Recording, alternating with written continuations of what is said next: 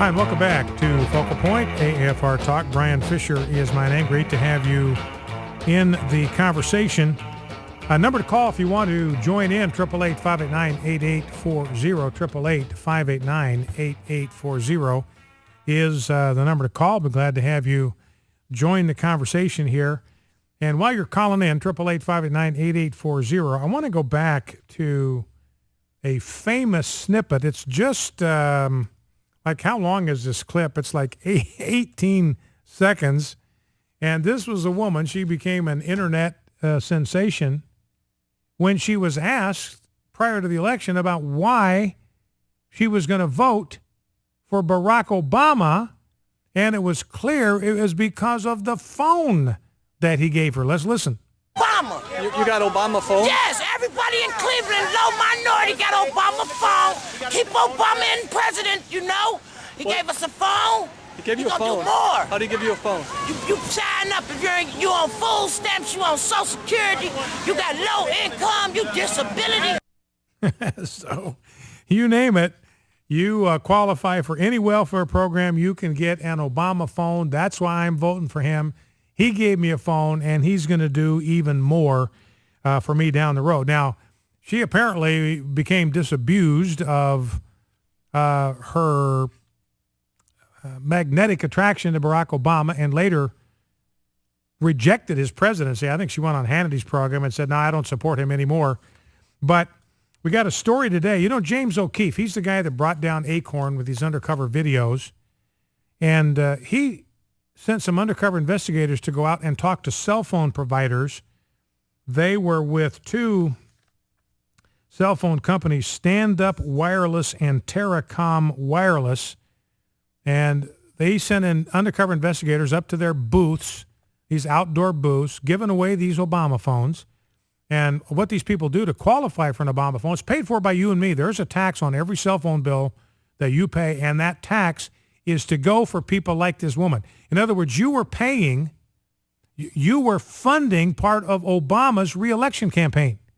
That was a part of his reelection campaign, to give these Obama phones to people on welfare, call them Obama phones, make sure everybody knows they came from Obama so they'd vote for him. So you and I, through our cell phone taxes, were funding the Obama reelection campaign. So it's paid for by a tax that you and I pay, and all you got to do is flash an EBT card, go up to one of these places. They'll give you a track phone, your EBT card that proves you are eligible for welfare, and you get handed one of these Obama phones. Now, these undercover investigators went up to these cell phone providers and said, look, you give me this phone. Is it my phone? Can I do whatever I want? And they said, yeah, it's your phone. You can do whatever you want with it. Can I sell it and stuff? And they said, yeah, you can do it. I want to get me some money for some heroin, one of the guys said, and the employee said, hey, I don't judge. Knock yourself out. Another one said, I'm going to sell my phone and I'm going to buy shoes. And the employee was fine with that. Another one said, I'm going to sell this phone. I'm going to go buy me a designer handbag. The employee was fine with that. Another one said, I'm just going to sell this phone because I need some spending cash. And these employees were absolutely, totally fine with that. So you got to wonder if, they were so blasé about it, that obviously you got this huge graft, this huge corruption, and not a concern to any single one of these employees. Now, here is the part that will really grind your gears. We not only were paying for President Obama's reelection campaign and paying for this graft, this fraud, this corruption, where these phones are being handed out like Tootsie Rolls and then sold on the street so people can go buy drugs. And everybody in the cell phone industry absolutely just fine with that. You know where the money is ultimately going? I talked about this before when this story first broke. This money is going into the hands of a billionaire by the name of Carlos Slim. Sounds like a gangster, Carlos Slim. But he's a Mexican guy. He's the wealthiest guy in the world, or in the top 10, whatever. But I think he might even be the richest guy in the world. He made $1.5 billion with a B dollars from the Obama phone program. That's what he's made so far, and the money is still pouring into his wallet. So this is crony fascism.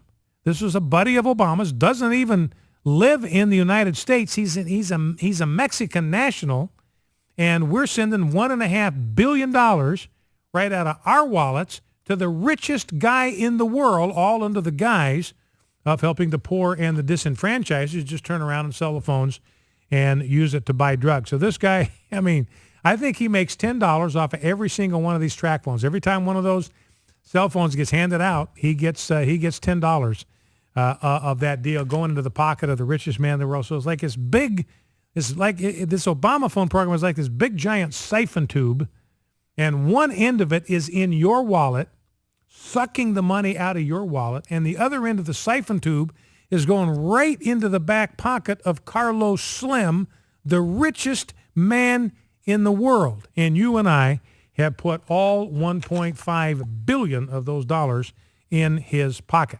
888-589-8840, number to call. Let's go to the phones. Let's start with Frank in Texas. Let's go to Skyler in Paducah. My bad. Skyler, Paducah, Kentucky. Welcome to Focal Point. What's on your mind? Yeah, hello there, Mr. Fisher. How you doing? Go right ahead. Mr. Fisher? Yes, sir. Well, I also want to comment on the chances the Earth is coming to be that you're talking about at the beginning of the program. Yeah, uh-huh. Well, I'm a 14-year-old homeschooler, and I just found it interesting you're talking about this. And, that, when you look at the facts, there's just no way the Earth can just come to be, like you're saying. And it's a little hard to hear because the computer I was using was buffering. But the number you gave comparing to was like 1 times 10 to the 10th or something like that. And it's just truly amazing. Mm-hmm. And also when you think about it, it's a little funny that scientists just say everything came from the Big Boom. But according to the law of conservation of energy, states that nothing can be created or destroyed, so that there's no way that a boom could come from nothing to spark it. Absolutely. Well, you're way ahead of the game, Skyler, and and the reason you're ahead of the game is you're thinking scientifically. You're thinking logically. You're thinking on the basis of mathematics, and you're thinking on the basis of facts. And let me ask you this, Skyler. Now, you're going to run in, if you go off to college, if you choose to do that, you're going to run into some people who are going to be extremely hostile to what you're telling me right now. How are you going to fare? You going to stand up against that withering criticism and hold your ground, or are you going to fold like a cheap Bedouin tent in the stiff desert breeze? Well, no doubt. I definitely want to stand up and defend my faith as a Christian. All right. I want to get more plugged in to get more facts to help defend it. So definitely stand up. Okay, good for you. Let me ask you this question. What resources have you used in your study about origins? Can you mention a textbook or two that has helped you in understanding origins? Sure. Well, in homeschooling, there's a lot of different books you can use. Answers in Genesis is one you can use. I've used that before. Also, too, we sometimes use secular books from public schools, but our teachers, which are just homeschool moms, they'll help explain it to us in the point of a Christian view and say, this is what they say, and that's wrong. This is what Christians teach, and stuff like that. So we use both.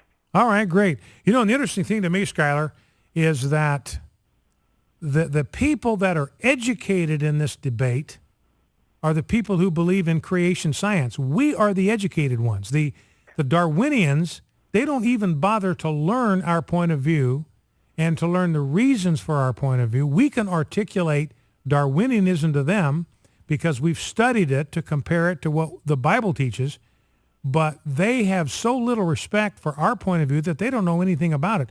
So the educated ones, the ones that are actually looking at this from an objective standpoint and actually giving some kind of attention to both views, which is what we're supposed to do, turns out to be the conservative Christians. And they want to accuse us of being these hillbilly hicks that are ignorant Neanderthals living in caves. And we're the ones that are thinking objectively about this.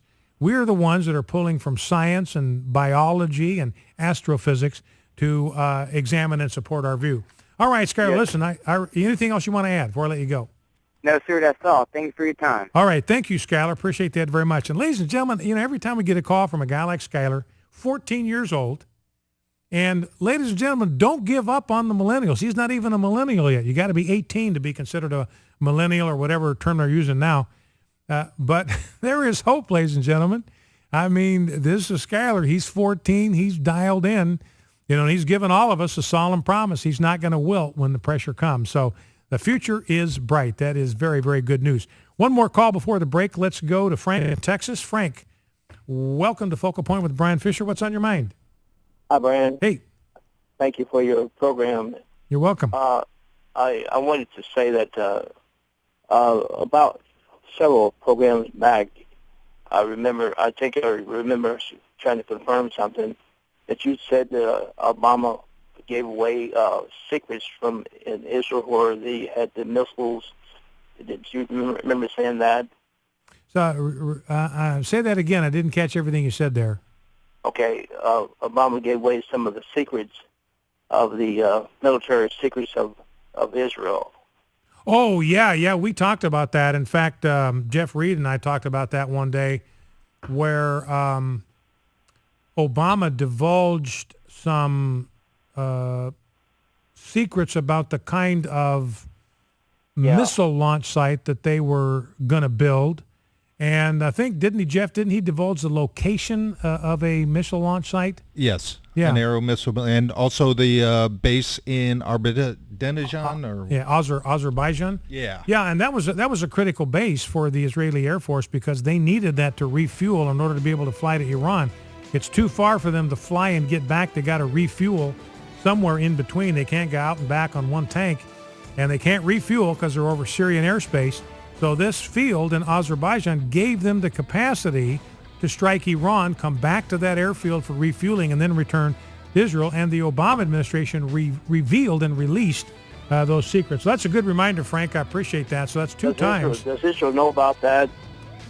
Well, I don't know, but we know about it, so I'm sure that information is available to them. So those two occasions where he's actually compromised their national security, which is not what a true friend and trusted ally does. All right, Frank, thank you for the call. I appreciate that.